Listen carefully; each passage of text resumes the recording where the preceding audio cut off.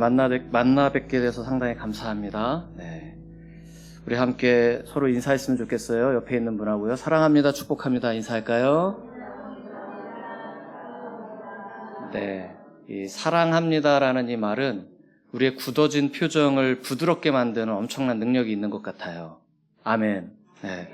그래서 좀 긴장되고 굳어져 있는 표정이 항상 인사를 그렇게 나누게 하면 웃게 되고 기쁨으로 서로를 이렇게 바라보게 되어지는 은혜가 있는 것 같아요. 그래서 자꾸 우리 서로 사랑한다는 말 많이 했으면 좋겠어요. 예.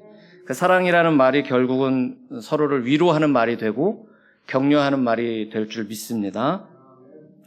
예, 저는 오스트리아 비엔나에서 왔어요. 예, 여러분들 많이 이렇게 혼돈을 갖는 것 중에 하나가 오스트리아와 오스트레일리아를 이렇게 착각하시는 경우들이 있거든요. 그래서 오스트레일리아는 여러분들이 잘 아시는 것처럼 호주입니다. 거기 뭐 칸가루가 많아가지고 있는 나라고, 오스트리아에는 칸가루가 없어요. 예, 그래서 이렇게 수베니어 샵에 가면은 노 칸가루 이렇게 해가지고 표시도 돼 있고요. 예, 그래서 많이 혼돈하는 곳이에요. 그래서 오스트리아에서 비엔나에서 이곳까지 오려고 하면 한 시간이 얼마나 걸리냐면 한 11시간 정도 비행기 타고 와야 돼요. 예, 제가 이제 딴 교회에 가서 이렇게 설교를 하는데 그 목사님이 강사님을 소개하면서 목사님이 비행기를 10시간 타고 왔습니다. 그러니까 여러분들 10배로 아멘 해주셔야 됩니다. 뭐 이렇게 얘기해 주시더라고요. 예. 여러분들에게 그렇게 말씀드리지는 않고요. 예. 제 말씀에 은혜가 되면 여러분들 아멘 해주시면 감사하겠습니다. 네. 요즘 여러분들 미디어를 통해서 보시잖아요. 오스트리아가, 아니 유럽이 더위로 인해 엄청나게 고생하고 있다. 여러분들 6월 날씨가 매우 좋았죠? 대한민국 6월 날씨 좋았죠? 네, 매우 좋았어요. 그게 유럽 날씨거든요. 근데 유럽이 지금 제가 이렇게 일기예보를 보면 지금 비엔나는 다음 주면은 월요일 날 38도, 그리고 화요일 날 39도 지금 이렇게 예보가 돼 있어요. 그러면 실질적으로 느끼는 체감 온도는 40도를 넘는 상태가 되죠. 근데 한국에 오면 너무 좋아요. 뭐가 좋냐면 좀 밖에 나가면 습해도 이렇게 건물 안에 들어오거나 집 안에 있거나 차를 타면은 밖에 온도가 여러분들 상상이 안 가시잖아요. 찻집에서 여러분들 이렇게 커피를 마시고 있어도 밖이 덥다라는 거 전혀 못 느끼시잖아요. 안에가 지금 시원하니까요. 그래서 너무 좋아요. 가는 곳곳마다 다 에어컨이 있고요. 예, 제가 긴 와이셔츠를 입고 있어도 전혀 부담되지 않을 정도로 설교할 수 있어요. 너무 감사해요. 근데 오스트리아 저희 교회는 에어컨이 없어요. 와, 놀랍죠? 예. 그 잘 사는 나라인데, 좋은 나라인데 에어컨이 없어요. 저희 집은 이런 건물의 꼭대기층이에요. 상상해 보세요. 39도 어떻게 되겠어요? 숨이 컥컥 막히겠죠. 그래서 어떻게 여름을 나냐면요. 물병 있죠. 페트병. 얼려요. 그래서 이렇게 안고 잡니다. 하나님이 주신 지혜입니다. 그래도 에어컨이 있는 게 좋겠죠. 근데 에어컨 설치하기가 쉽지가 않아요. 건물 벽이 한 1m 정도밖에 두꺼워요. 추위가 있는 국가니까. 그리고 예전에는 그렇게 덥지 않은 나라였기 때문에 그런 걸 설치할 생각을 갖지 않고 건물을 지었기 때문에 설치하기가 어려워요. 그래서 이제 새로 짓는 건물들은요, 시스템 에어컨도 설치하고요, 이렇게 설계 과정에서 설치를 해요. 그렇지만 이제 옛날 건물들 같은 경우는 다가구가 사는 집은 다 동의를 얻어야 돼요. 그리고 실외기가 설치되면 미관상 좋지가 않잖아요. 그래서 오스트리아의 시내 같은 데 가면 다 이게 보호 구역으로 규정되어져 있기 때문에, 뉴스 보셨을 거예요. 이탈리아 같은 경우 실외기를 설치할 수가 없잖아요. 다 건물 자체가 문화유산으로 등재되어 있기 때문에. 그런 문제들이 복합적으로 있어요. 겨울에는 춥잖아요. 어떻게 자냐면 이렇게 고무자루가 있어요. 거기다 뜨거운 물을 넣고 안고 자면 돼요. 추워요. 더워요. 그래도 한국이 추워도 더워도 이런 난방, 냉방 이런 시스템 참 잘 돼 있잖아요. 그래서 여러분들 한 번만 따라해 주십시오. 한국이 참 좋다. 왜 이렇게 좋을까요? 한국이 이렇게 좋은 나라가 됐을까요? 네, 아멘입니다. 네. 우리의 선배들이 끊임없이 구국을 위해 기도했어요. 아멘. 우리 선배님들이 나라를 위해서 기도했다니까요. 6.25 전쟁 이후에 우리 복음이 전파되고 난 이후에 언제나 기도 제목에 끊임없이 놓치지 않았던 건 뭡니까? 나라와 민족을 위한 기도가 있었잖아요. 선배님들이 그렇게 기도해서 이 나라가 이렇게 복되게 세워졌으니까 이제 그 다음에 바통을 누가 이어받은 겁니까? 내가라고 좀 대답해 주시면 참 좋겠습니다. 바통을 누가 받았다고요? 내가 받은 거죠. 그래서 기도의 바통을 잇고 나라와 민족을 위해서도 기도해 주셨으면 좋겠어요. 뭐 정치색 떠나서요. 뭐 이거 다 좌파우파 말고 우리는 나라와 민족을 생각하는 거죠. 하나님께서 돌보시고 이루어가시고 세워가시는 나라가 될 수 있게 해달라고 여러분들 끊임없이 기도해 주시면 이 나라와 민족을 통해서 또 하나님께서 크게 일하시고 역사하실 줄 믿습니다. 네. 네, 제가 오스트리아에서 왔으니까 오스트리아 얘기 조금만 더 하고 말씀 전해도 괜찮겠지요? 네. 오스트리아라는 나라 여러분들 와보신 분 계세요? 아무도 없으시네요. 네. 전 좀 와보셨으면 좋겠어요. 11시간 비행기 타고 가는 거 못 가겠는데. 그러면 여러분들 못 오시면 여러분들 자녀라도 보낼 수 있는 꿈을 가져주셨으면 좋겠어요. 우리가 옛말에 그런 말이 있어요. 아는 만큼 뭘 할 수 있잖아요. 또 보는 것만큼 뭔가 할 수 있단 말이에요. 경험한 것만큼 꿈을 꿀 수 있다라고 저는 생각해요. 그래서 여러분들의 자녀들이 와서 보고 배우고 경험한 그 은혜가 꿈이 더 업그레이드 될 수 있는 기회가 될 수 있을 거라고 생각되어지거든요. 오스트리아 비엔나에는 유학생들이 좀 많이 와요. 어떤 유학생들이 오냐면 음악하는 친구들, 악기를 다루는 분들이 많이 와요. 그래서 그들이 그곳에서 꿈을 가지고 계속 도전하지요. 그렇기 때문에 오스트리아 비엔나에는 교회가 필요해요.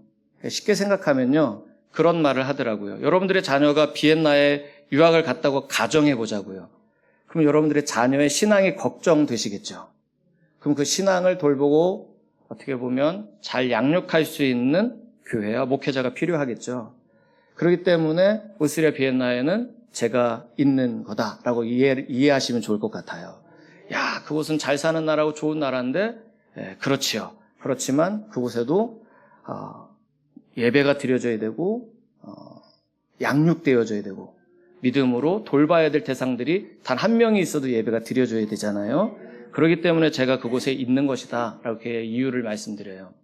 근데 오스트리아라는 나라 하면은 정말 유명한 사람들이 있어요. 혹시 아시는 분 계세요? 오스트리아 하면 떠오르는 유명한 사람. 네. 예, 음악하는 사람인데. 예, 지금 누가 베토벤 그러셨는데요? 베토벤? 예, 베토벤도 맞아요.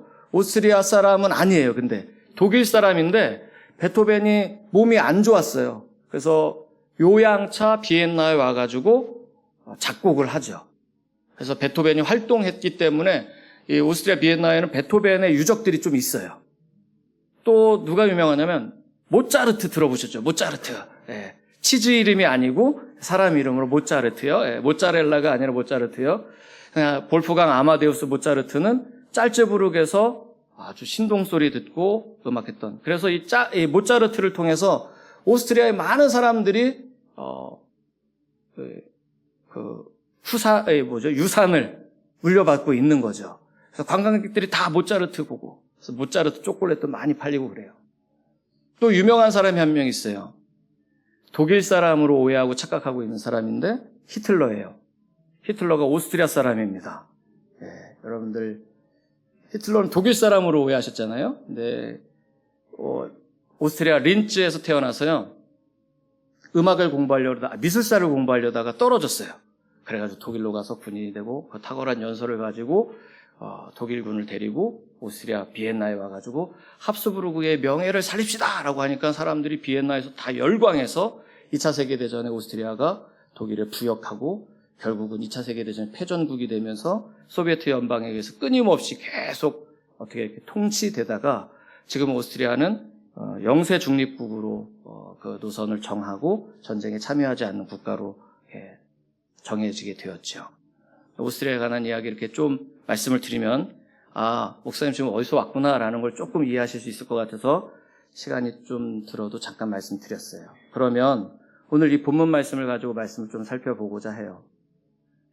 여러분들 이 본문 말씀 잘 아시는 내용이시죠? 모르셔요? 잘 아시죠? 그래도 신앙생활 하면 여러 번 보신 말씀이시죠? 가끔 저랑 눈이 마주치시면 눈 피하지 마세요. 저를 쳐다봐 주세요. 예. 그리고 제가 물어봐도 모르셔도 돼요. 예. 제가 물어볼 때는 때로는 이런 이유가 있어요. 물 마시려고. 물어보는 이유는 뭐냐? 어떤 때냐면 물 좀 마시려고 좀 이렇게 인터벌을 주기 위해서 그럴 때도 있어요. 그러니까 모르셔도 괜찮아요. 우리는 뭐만 알고 있으면 돼요? 예수가 오로지 우리에게 구원되심을 믿기만 하면 돼요. 다른 거 다 몰라도 되지 않아요? 예, 오직 예수. 예수가 우리의 구원되신다. 예수가 우리의 죄를 대속하셨다. 예수님이 하나님의 아들이시다. 예수가 그리스도시다라는 이 진리만 우리 교회 다니면서 알고 있으면 되잖아요. 예, 좀 몰라도 되거든요. 그러니까 제가 물어보는 거, 여쭤보는 거 모르셔도 돼요. 예, 다시요. 여러분들 이 본문 많이 들어보셨죠? 여러분들 본 영화 또 보라 그러면 보고 싶어요? 안 보고 싶어요? 그러세요? 보고 싶을 때도 있죠. 예, 맞아요. 안 보고 싶을 때도 있지만 본 영화 또 보고 또 보면 기대가 잘 안 되죠. 그렇죠? 왜냐하면 다 내용을 아니까요. 뭐 예를 들면 저기서 깜짝 놀라야 되는 순간에 그때 저기서 나온다 범인이 뭘 하든지 제 범인 아니다라고 우리가 다 알고 있으면 기대가 떨어져요. 오늘 이 본문 여러분들 많이 보신 본문이시잖아요. 그걸 뭐 문학적 표현으로 얘기하면 기승전결 다 아시죠? 어떻게 스토리가 시작되고 어떻게 클라이막스가 됐다가 결론이 딱 지어지는 거 다 알고 있기 때문에 목사님 오늘 설교하는 거 별로 기대 안 될 수도 있겠다라고 생각될 수 있거든요. 아니에요? 네, 감사합니다. 저렇게 말씀해 주셔서 감사해요. 네. 기대가 안 될 수도 있고 될 수도 있어요. 근데 우리가 성경 말씀은 성경을 이렇게 표현하고 있거든요. 히브리서 4장 말씀을 보면 하나님의 말씀은 살아있고 운동력이 있어서 좌우의 날이선 어떤 검보다도 예리하여 우리의 혼과 영과 골수를 찔러 쪼개기까지도 하시며 우리의 생각과 마음을 감찰하시는 능력이 있다라고 말씀하시거든요. 아멘. 우리 한번 같이 아멘 하겠습니다. 아멘. 하나님의 말씀이 살아있습니다 하면 아멘 해주세요. 하나님의 말씀은 살아있습니다. 믿으시죠? 그러면 이 쓰여진 같은 말씀일지라도 살아있는 말씀이 오늘 내게 분명히 말씀하실 거예요. 우리의 생각과 마음을 감찰하고 계신 하나님의 거룩한 말씀이 우리를 해석해 주실 거라고 믿는 믿음을 가지고 말씀을 대면하면 새로운 은혜와 새로운 감동이 여러분들에게 분명히 임하게 될 줄 믿어요. 그런 의미 속에서 오늘 이 본문 말씀을 가지고 제가 전할 말씀은 참된 만남은 이란 제목을 가지고 말씀을 살펴보려고 해요. 오늘 기도해 주시는 우리 권사님 기도의 은혜가 되었습니다. 또 찬양 인도해 주시는 분들에게 깊은 은혜와 감동이 있었습니다. 여러분들 오늘 이 예배를 왜 오셨냐라고 여쭤보고 싶어요. 이 교회에 왜 오셨습니까? 예배 드리러 왔죠? 라고 말할 수 있죠. 그럼 예배는 무엇입니까? 라고 여쭤보고 싶어요. 예배는 무엇입니까?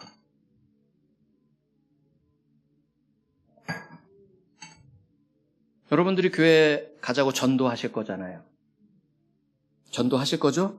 네, 전도하실 때 중요한 내용 중에 하나가 우리 예배 드리러 가자라고 말하실 거잖아요. 예배 드리러 갑시다. 그러면은 그 교회를 한 번도 와보지 않은 사람이 물어볼 수 있어요. 예배가 뭐야? 그쵸? 예배가 뭐야? 그럼 뭐라고 대답하시겠어요? 누가 지금 뭐라고요? 예, 나를 드리는 시간이죠. 예, 맞아요. 또 말씀해 주셨는데? 예, 아멘입니다. 아멘. 네. 예배학자들이 예배를 뭐라고 정의했냐면 여러분들이 말씀하신 건 다 맞아요. 그 중에 예배학자들은 예배를 이렇게 정의했어요. 예배란 하나님과의 만남이다. 그리고 또 우리 최미자 권사님이 말씀하셨던 나를 드리는 시간. 영어권 교회에서는 예배를 뭐라고 하냐면 Sunday worship, 서비스, Sunday 서비스라고 해요. 서비스. 나를 하나님께 봉헌해 드리는 시간. 이런 표현이죠. 독일어권에서는 고테스딘스트라고 얘기해요. 하나님께서 일하시는 시간. 이런 표현으로 표현되어져요. 그러니까 지금 예배라는 것을 다 이렇게 정의하는 내용들이 다양할 수 있지만 그 가운데 중요한 것은 우리가 이 예배를 통해서 하나님과의 만남을 이루는 시간이다라는 거예요.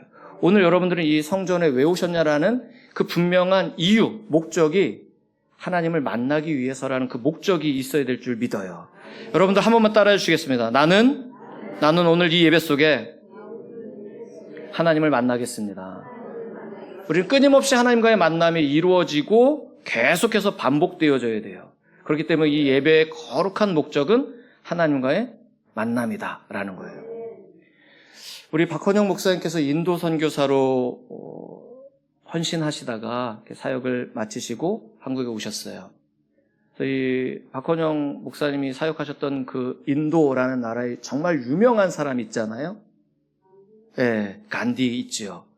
간디의 직업이 뭔지 아시는 분 계세요? 물 마시려고 하는 거니까 모르셔도 돼요.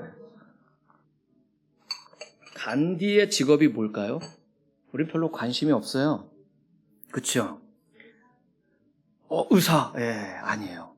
간디는 우리가 볼 때 지금 알고 있는 간디는 어떻게 보면 평화 인권 운동가로 유명하잖아요. 그래서 그의 본명이 이제 간디라면 그 앞에 붙여주는 아주 유명한 명예로운 명칭이 있잖아요. 마하트마 간디. 그러니까 마하트마라는 그 뜻은 위대한 영혼을 소유한 사람이라는 뜻이 그 안에 있다고 해요. 그러니까 사람들이 많이 존중하고 존경하는 대상이 됐어요. 근데 간디라는 사람이 예전에 가지고 있었던 직업은 변호사였대요. 변호사. 그러니까 변호사니까 지금도 변호사 좋은 직업이잖아요. 근데 간디가 활동하던 시대의 변호사 얼마나 좋은 직업이겠어요.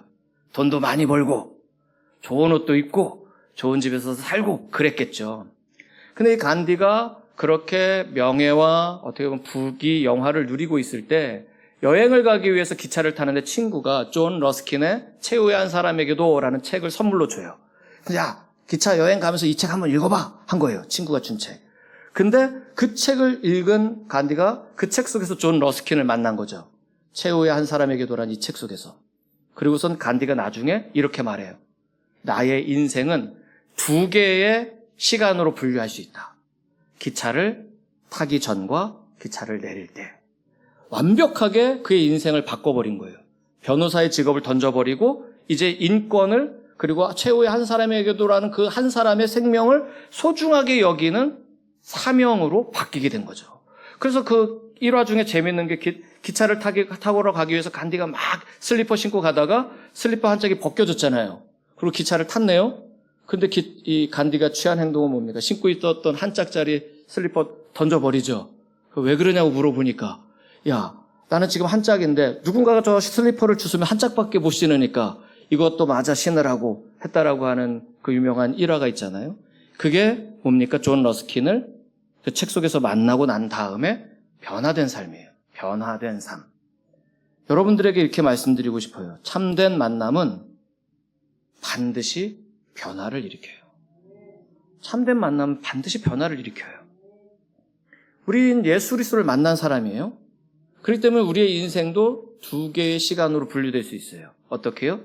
예수를 만나기 전과 예수를 만난 후.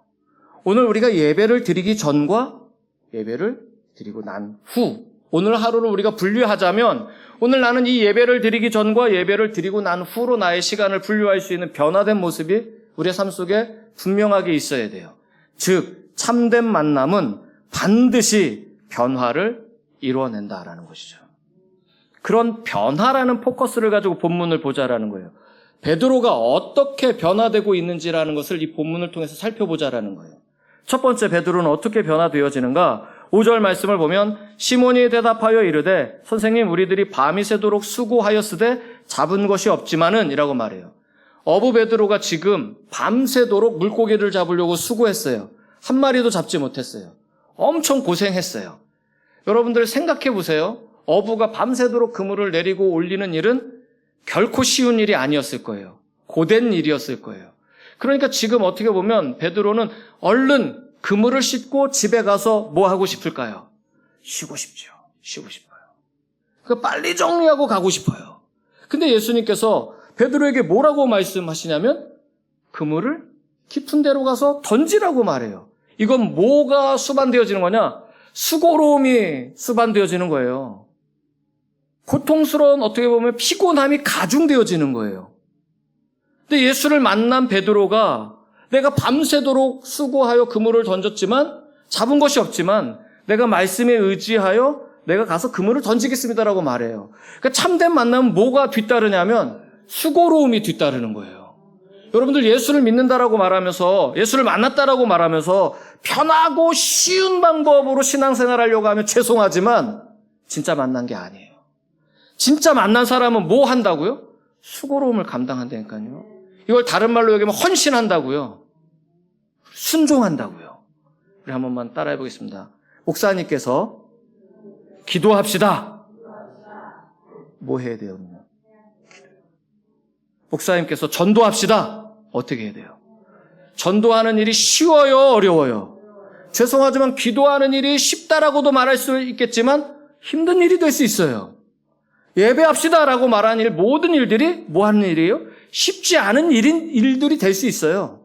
근데 참으로 예수를 만났다면 우리의 인생엔 반드시 뒤따르는 수고로움을 감당하는 믿음의 태도들이 나타나야 돼요. 그런데 여기서 조금만 더 들어가자면 여러분들 나아만 들어보셨죠? 나아만 장군, 아람 군대의 장군이죠. 한센시병을 앓고 있어요. 나병을 앓고 있어요.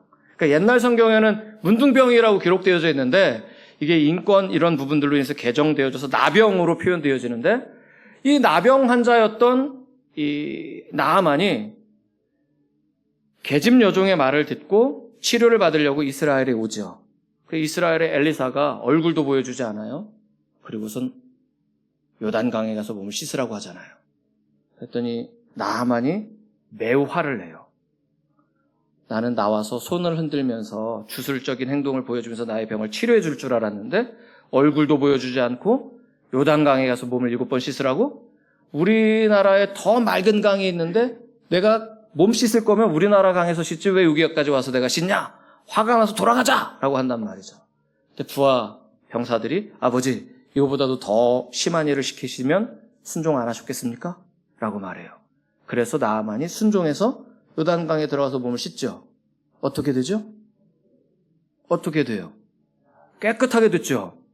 이 말씀이 매우 중요한 여러분들의 신앙의 내용이 되었으면 좋겠어요. 뭐냐면 동의가 될까요? 동의 안 되잖아요. 이해가 됩니까? 이해되지 않는 일이에요. 요단강에 가서 7번 몸 씻으라는 일들은 동의가 될 수 없고 이해가 되지 않았기 때문에 나아만은 순종하지 않으려고 했다라는 거죠. 우리가 신앙생활하면서 빠지는 가장 큰 유혹은 뭐냐면 이해가 안 된다니까요. 목사님이 하라는 말이 이해가 안 될 때가 있잖아요. 권사님, 장로님이 하자고 하는 말이 이해가 안 되고 동의가 안 될 때가 있잖아요. 그러면 여러분들 순종해요? 순종 안 해요? 순종 안 하죠. 동의가 안 되는데. 동의가 돼야 기쁨으로 순종할 수 있는데. 근데 성경의 그 많은 믿음의 역사들이 여러분들 다 이해되는 사건이십니까? 지금 오늘 물고기 잡은 이 사건이 이해되는 사건입니까? 잘 생각해 보세요. 베드로는 어부가 직업이에요. 그 갈릴리 호수가 자기 손바닥 들여다보듯이 뻔히 보였던 장소였을 거라고요. 언제 이때 이곳에 가면 잡힐 수 있을 거라는 분명한 경험치가 있었던 사람이란 말이에요. 그런데 한 마리도 못 잡았는데 예수님의 직업이 뭔데요? 목수인데 가서 물고기 잡으래요. 이해돼요? 동의돼요? 기쁨이 되겠어요? 안 될 수 있어요. 그런데 뭐 하는 거예요? 참된 만남은 순종하는 거예요. 참된 만남은 수고로움을 감당. 여러분들이 참으로 예수님을 만났다면, 아멘, 만나셨다면 주님께서 세우신 목사님, 장로님, 이런 직분자들의 그 말이 동의가 되지 않고 이해가 되지 않는다 할지라도 수고로움을 감당하는 거예요. 헌신하는 거예요. 순종하는 거예요. 만남의 특징이 이런 특징이 나타난다는 거죠. 두 번째로 만남의 특징은 7절 말씀을 우리 한번 같이 봤으면 좋겠어요. 7절 말씀. 6절, 7절 같이 읽겠습니다. 그렇게 하니 고기를 잡은 것이 심히 많아 그물이 찢어지는지라 이에 다른 배에 있는 동무들에게 손짓하여 와서 도와달라 하니 그들이 와서 두 배의 채움에 잠기게 되었더라. 저는 이 말씀을 통해서 참된 만남을 경험한 사람들에게는 어떤 변화와 영향력이 나타나야 되느냐? 지금 베드로 덕분에 동무들이 수지 맞았어요. 그렇죠? 베드로가 가서 순종하고 그물을 던졌더니 지금 그물이 찢어지니까 베드로가 속히 불렀어요. 좀 와서 도와줘. 그랬더니 와서 도와준 자들의 배가 어떻게 됐습니까? 가득 찼어요. 여러분들 예수를 만난 그리고 구원의 감격과 기쁨을 품고 있는 자들은 그 기쁨과 감격과 은혜와 그 복이 자기 안에 갇혀있는 사람으로 끝나는 게 아니에요. 우리가 보면 이런 찬양이 있잖아요. 담장 넘어 담을 넘는 축복, 이런 축복 있잖아요. 우리 요셉에 관한 축복이 담을 넘는 축복이라고 말하잖아요. 내 안에 갇혀져 있지 않는 거죠. 우리의 복은 상대방에게 복된 영향력을 미칠 수밖에 없는 존재예요. 여러분들 이 믿음의 확신을 품고 살아가시기를 축복해요. 여러분들의 문제 안에 전전긍긍하지 말고 여러분들이 받은 그 거룩한 복이 담장을 넘어가는 복으로 내 동무에게 손짓하여 그 배에 차고 잠기게 되어지는 은혜와 복을 나누고 베풀 수 있는 자가 되길 주의 이름으로 축복해요. 끝으로 본문 말씀을 보면 끝으로가 아니라 2개 더 하겠습니다. 시간이 좀 있을 것 같아서요. 네. 세 번째로 8절 말씀을 보면 시몬 베드로가 이를 보고 예수의 무릎 아래 엎드려 이르되 주여 나를 떠나소서 나는 죄인이로소이다 라고 말해요. 예수를 만난 자에게는 자기 고백이 있어요. 뭐라고 고백했습니까? 나는 죄인입니다라고 고백해요. 돌담길 교회 말고요. 다른 교회일 수 있겠으나 현대 기독교인들의 가장 큰 문제 중에 하나는 뭐냐면 정죄하는 일이 많다는 거예요. 판단하는 일이 많다는 거예요. 그러니까 여러분들도 그런 유혹에 빠지지 않길 바라요. 누군가가 오늘 맛있는 점심이 준비되어져 있죠? 아니에요? 잘못 안 해. 점심이 없으면. 네. 오늘 점심 있어요? 네. 그러면 딱 먹어보면 여러분들의 입맛에 안 맞을 수도 있잖아요. 그럼 뭐라고 얘기합니까? 이건 왜 이렇게 짜대? 이건 왜 이렇게 싱겁대? 하지 마세요. 와, 누가 했는지 참 잘했네? 네. 너무 맛있네? 네. 교회란 그런 공동체가 되어야 돼요. 내가 하지 않았으면서 판단하는 일, 평가하는 일, 이거 매우 위험한 일이에요. 지금 베드로는 예수님을 만나자마자 나는 죄인이라고 고백하거든요. 지금 베드로가 현상수배자입니까? 무슨 살인죄를 저지른 사람입니까? 아니죠. 하나님의 거룩한 존귀함 앞에 나아가니 나는 한없이 부족하고 부정한 사람이라는 거예요. 우리가 예수를 만나면 우리는 한없이 부족한 사람이에요. 한없이 연약한 자이거든요. 나를 최대한 낮추는 거예요. 그럴 때 남이 높아 보이는 거거든요. 누굴 평가할 존재가 안 돼요. 나는 죄인이기 때문이에요. 누가복음 19장 말씀을 보면 삭개오가 등장하거든요. 이 본문의 이야기는 삭개오가 사람들이 많이 둘러있는 예수님에게 가까이 다가가려고 했어요. 근데 예수님에게 가까이 갈 수가 없었어요. 사람이 많아서. 그래서 어쩔 수 없이 예수님이 가실 길을 앞질러 가서 나무 위에 올라가서 어떠한 분이신가 보고자 하여 나무 위에 올라가잖아요. 그때 예수님께서 그 앞에 서서 삭개오야 내려와라. 내가 너희 집에 유하여야겠다. 여러분들 오늘 집에 가서 꼭 누가복음 19장 말씀 잔잔히 읽어보세요. 누가복음 19장 1절 말씀을 보면 예수님께서 여리고를 지나가시다가 그냥 지나가실 계획이셨어요. 예수님의 목적지는 지금 예루살렘이기 때문에 여리고를 그냥 통과해서 가시려고 하신 거예요. 그런데 삭개오로 인해서 어떤 일이 발생합니까? 그곳에 머물게 되신단 말이죠. 야, 이것도 정말 큰 은혜예요.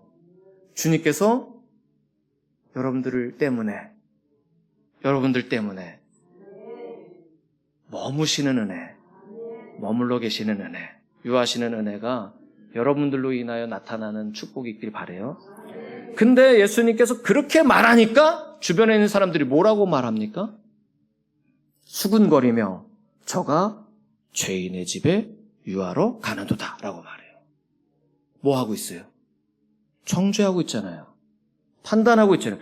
예수님이 가신다고 하시는데 뭐 하고 있어요? 주변에 있는 사람들이 정죄하고 판단하고 있다니까요. 여러분들 예수님이 하시는 일인데 우리 정죄하고 판단하는 일이 생길 수 있다니까요. 우리도요. 근데 이거를요 거리의 법칙으로 생각해 보자고요. 이 사람들이 예수님께 가까이 있었던 사람일까요? 멀리 있었던 사람일까요? 멀리 있었던 사람들 아니에요. 가까이 있었던 사람들이에요. 지금 삭개오는 이 사람들 때문에 가까이 갈 수 없었던 거예요. 그렇잖아요. 예수님의 귀에 들릴 정도에서 지금 수군거리는 말이 들렸다는 건 예수님에게 멀리 있었던 게 아니라 가까이 있었던 사람들이에요. 근데 예수님에게 가까이 있었던 이 사람들조차 예수님을 뭐 하지 못한 거냐? 참으로 만나지 못한 것이죠. 그러니까 어떤 현상이 나타나는 겁니까? 정죄하는 거예요. 판단하는 거예요. 예수님께서 우리에게 하신 귀한 가르침은 내 눈에 있는 뭘 보라는 겁니까? 뭘 빼라는 겁니까? 들보를 빼라는 겁니다. 한 번만 따라해 주십시오. 나는 내 눈에 들보가 있음을 인정합니다. 그러면 여러분들 누구를 정죄할 게 어디 있습니까? 내 들보를 빼내는 것에 씨름하느라 힘들 뿐이지 남의 눈에 있는 티 꺼내는 건 여러분 보이지도 않는 일이에요. 근데 왜 자꾸 와서 정죄하고 판단하고 평가하려고 하냐고요. 왜 예수의 자리에 앉으려고 합니까? 나는 죄인인데 여러분들 예수를 참으로 만났다면 나는 죄인입니다라고만 고백할 수 있는 자가 되기를 축복합니다. 끝으로 11절 말씀을 보면 그들이 배들을 육지에 대고 모든 것을 버려두고 예수를 따르니라. 참된 만남에 나타나는 거룩한 특징은요. 한 번만 따라해 주시겠습니다. 채움이 아니라 비움이다. 참된 만남은 뭐라고요? 비움의 특징이 나타난다고요. 여러분들 예수 만나셨죠? 비우시는 삶 사시기를 주의 이름으로 축복합니다. 이건요. 표현을 빌리면 빌립보서 3장 말씀을 보면 답이 나와요. 이 바울이 채우는 삶을 살았거든요. 뭘 채웠느냐? 명예를 채우고 지식을 채우고 스펙을 채웠어요. 나는 바리새인 중에 바리새인이고 율법에는 내가 엄청난 이 가말리알의 문외생이고 해서 막 자랑하는 내용들을 설명하잖아요. 그런데 바울이 예수님을 만나잖아요. 다메섹 도상에서. 그러고 난 다음에 자기가 가지고 있는 모든 스펙을 뭐처럼 여긴다라고 고백합니까? 배설물처럼 여긴대요. 자기가 세상을 위해서 채웠던 그 모든 스펙이 뭐처럼 여긴다고요? 배설물처럼 여긴다고요. 그리고 난 다음에 바울이 하는 말이 뭐냐? 그리스도 예수를 아는 지식이 가장 고상하기 때문입니다라고 말해요. 예수님으로 나를 채우면 세상의 것들을 채울 공간이 없는 거예요. 여러분들 예수님으로 채우면 세상의 것들은 비워질 수밖에 없는 거예요. 아멘. 예수님이면 충분해요. 오스트리아에는요. 여러분들 한국에는 키 안 갖고 다니시죠? 여러분들 집키 있으세요? 집키 있으셔요? 있는 분도 계시겠지만 네, 다 뭐예요 여러분들? 번호키죠. 저희는요. 현관키, 교회키, 사무실키 그래가지고 이렇게 주머니에 잔뜩 넣고 다녀야 돼요. 아날로그예요 여전히. 그런데 그 오스트리아는 그 집배원 있죠. 포스트맨. 이 사람들이요. 요만한 키 하나 갖고 다녀요. 그래서 딱 되면요. 다 문 열려요. 이걸 우리는 무슨 키라고 말합니까? 마스터 키예요. 키 하나면 문이 다 열려요. 모든 건물에. 그건 이제 등록된 사람만 갖고 다닐 수 있는 거예요. 마스터 키. 여러분들의 마스터 키는 뭡니까? 누굽니까? 예수님 하나면 충분하잖아요.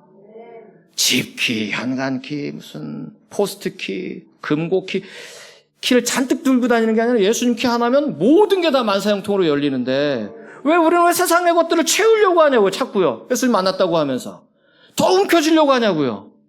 예수님께서 부자 청년이 찾아와서 말합니다. 예수님 어떻게 영생을 얻겠습니까? 그랬더니 예수님께서 뭐라고 말씀을, 성경에 뭐라고 써 있었느냐? 성경에 써 있는 내가 그 10계명 다 지켰습니다. 그랬더니 예수님께서 너무 흡족하셨어요. 그리고 그 청년에게 뭐라고 말씀하십니까? 뭐라고 말씀하셔요? 너 집에 가서 너 모든 너의 소유를 다 비우고 어떻게 하라고요? 나를 쫓으라. 근데 그 부자 청년이 쫓았어요? 못 쫓았어요? 왜요? 가진 게 많아서 근심하며 돌아가노라. 참된 만남은 근심하며 돌아가는 게 아니라 온전히 비우고 쫓아가는 삶이에요. 오늘 여러분들의 예배가 예수님을 만나는 예배가 되기를 축복합니다.